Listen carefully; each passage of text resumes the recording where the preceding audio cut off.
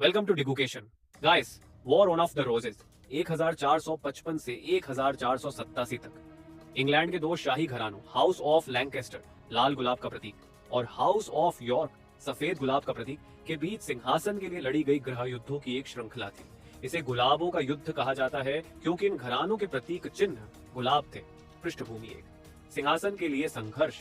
यह युद्ध शाही परिवारों के बीच उत्तराधिकार और वैधता को लेकर हुआ। राजा हेनरी छठा लैंकेस्टर कमजोर और मानसिक रूप से अस्थिर थे, जिससे शासन में अस्थिरता आ गई। तीन राजनीतिक अस्थिरता। 100 इयर्स वॉर के बाद आर्थिक और सामाजिक चुनौतियों ने विद्रोह के लिए माहौल तैयार किया। प्रमुख घटनाएं एक। पहला चरण 1555 से 1561 तक। युद्ध की शुरुआत फर्स्ट बैटल ऑफ सेंट ऑल्बन्स 1455 से हुई, जिसमें यॉर्किस्ट्स ने जीत हासिल की। बैटल ऑफ टॉटन 1461 निर्णायक रही और एडवर्ड चौथे को राजा बनाया गया।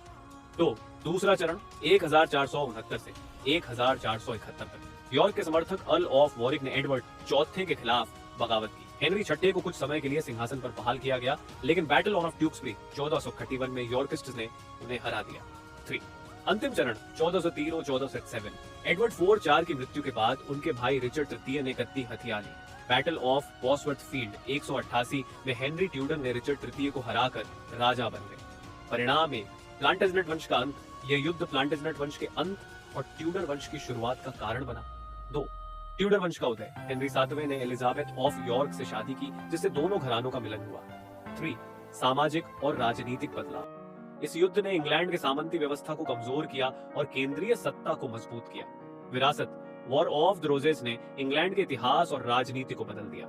यह युद्ध शेक्सपियर के नाटकों जैसे हेनरी 6 और रिचर्ड 3 का प्रेरणा स्रोत बना।